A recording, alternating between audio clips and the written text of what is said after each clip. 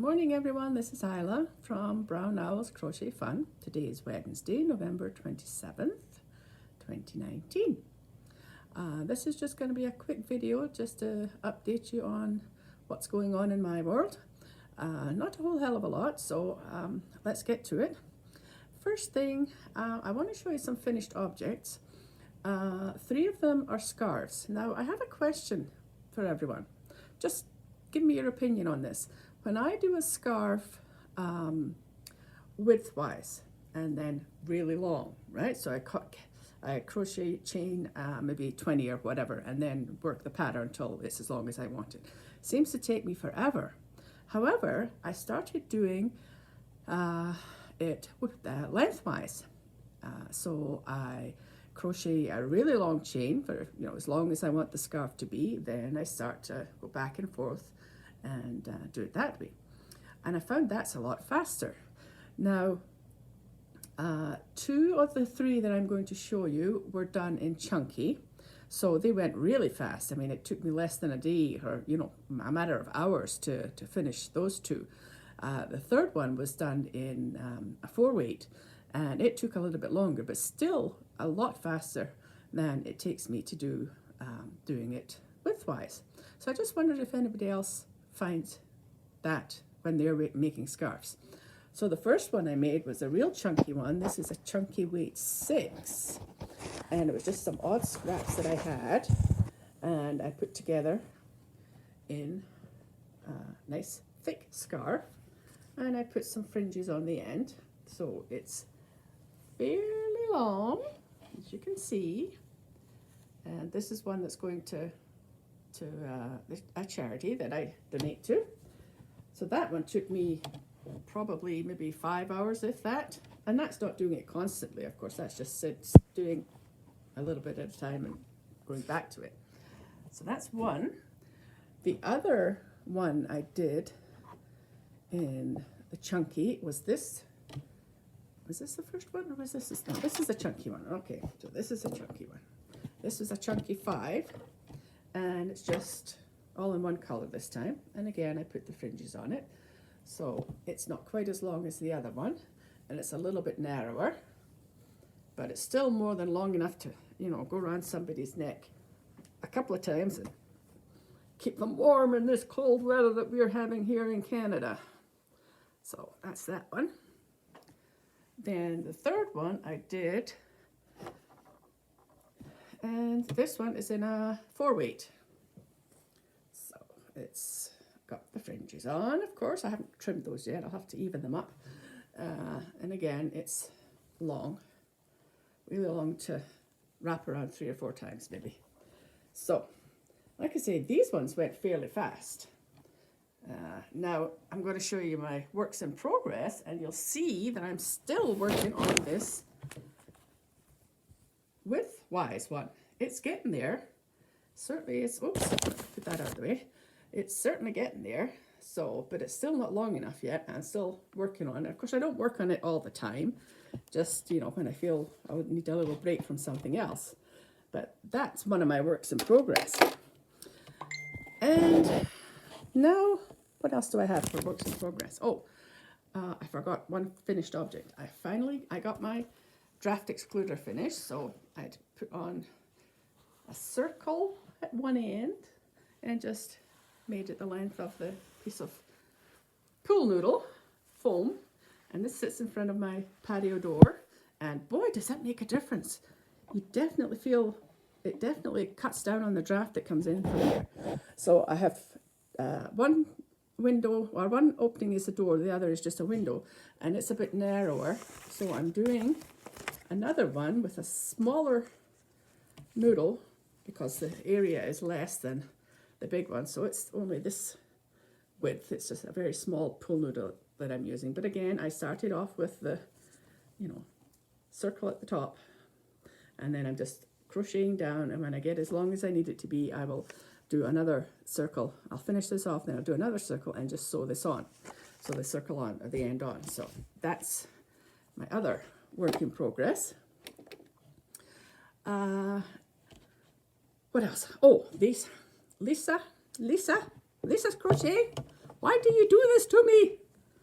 You showed the beautiful work that you had done on some Converse sneakers, sneaker slippers. And they are gorgeous. I dropped what I was doing, went and grabbed some scrap yarn that I had kicking around, and I started. I've got this one just about done. I'm doing the tongue on it now. I just started the tongue. It's going to go from there up, and then I'll do the toe. And but this part, the main part, is done. And I've got a little bit, the base or the sole, and a little bit of the upper done on this one.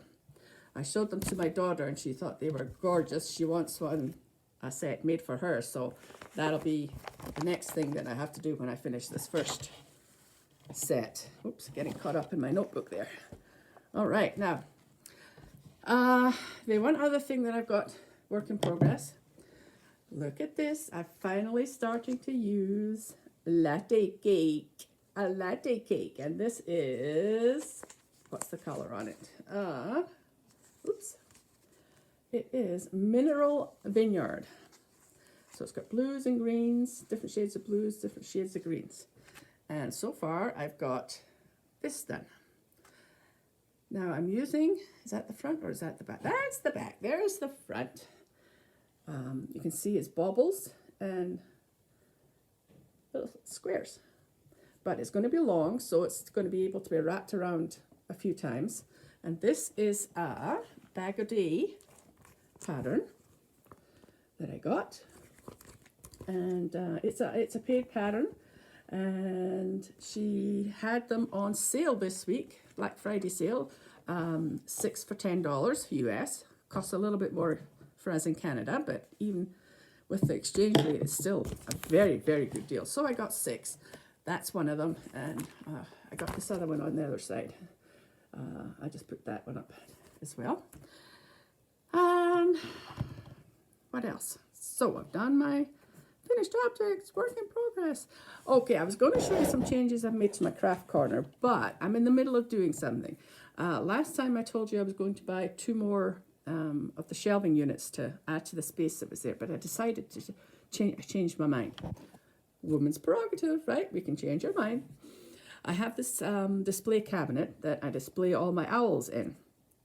And to be quite honest with you, we've been in this house almost 6 years, and it was relegated to the basement, and I put the owls in it, but I never really displayed them as such, you know, just sort of threw them in there willy-nilly.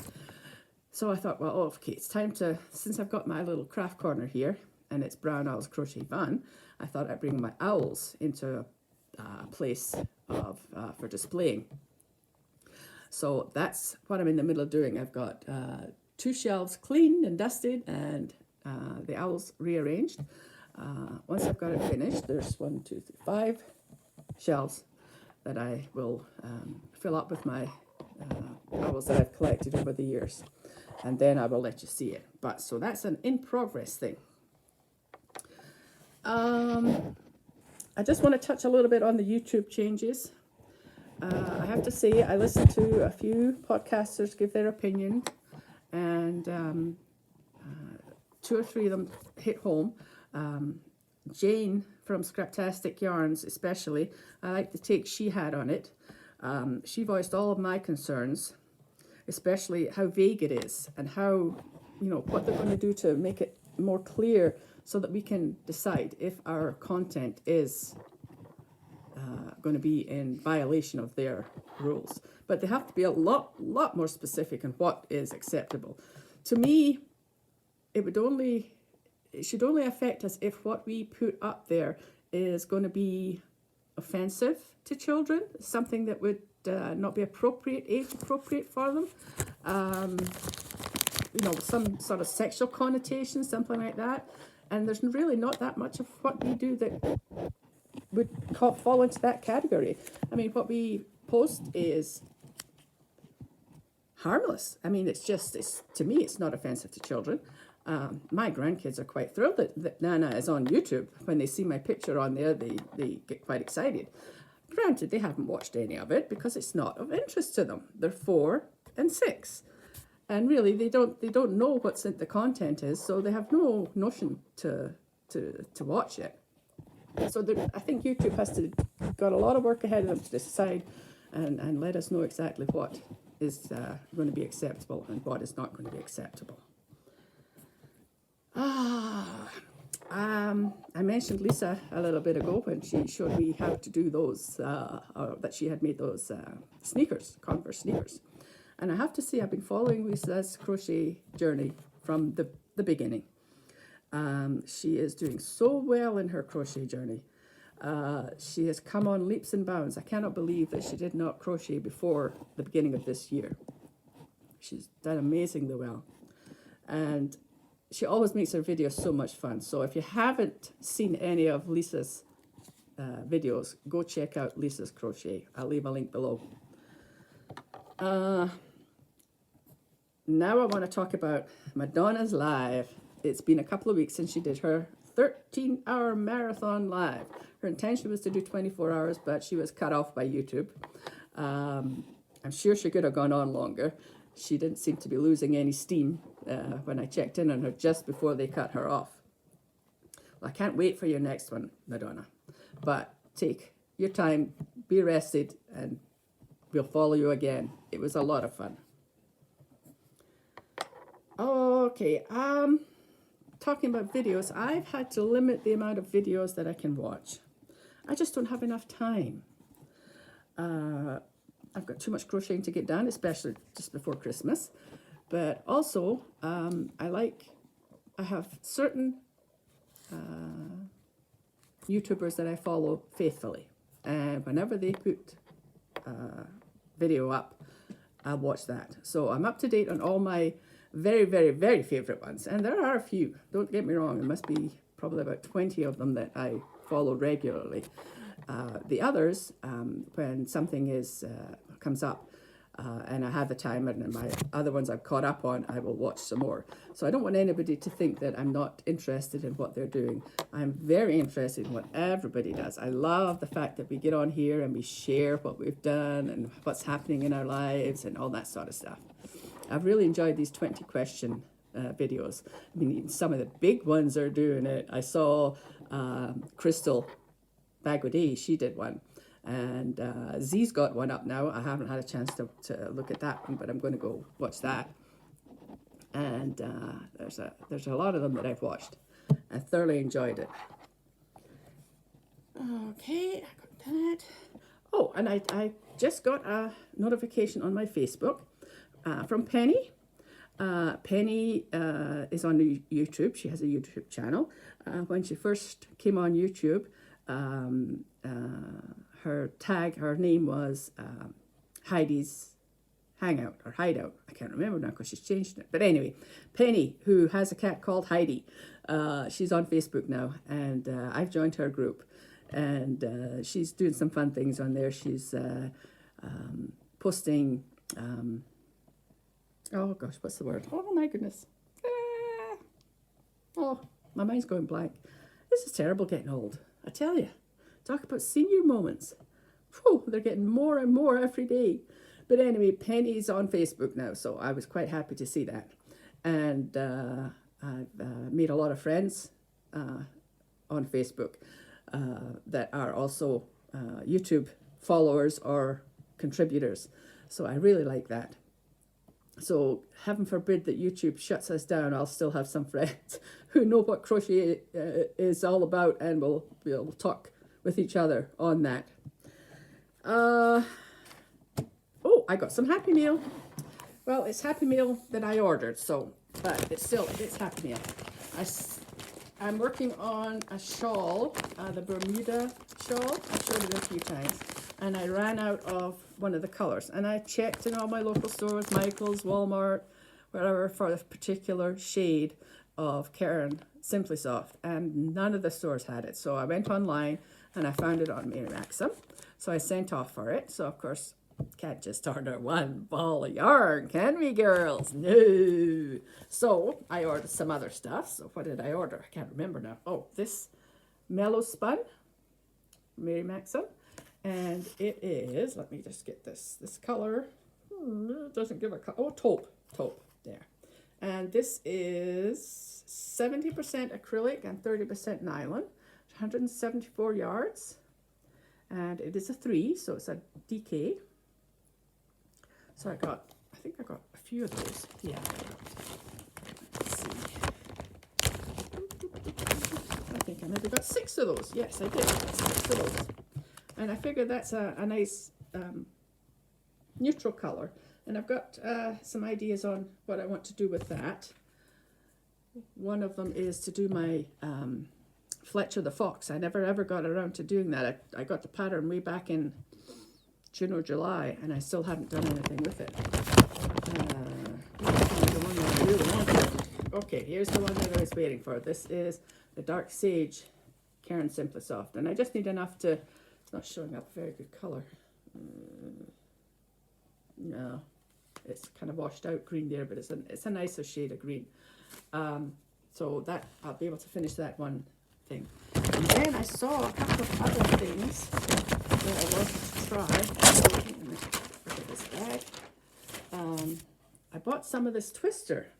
I've seen reviews on it, and I thought, well, I'll get some of that and see how it works up. And it's that twisty yarn. It's all twisted together, so it doesn't look like it'll split.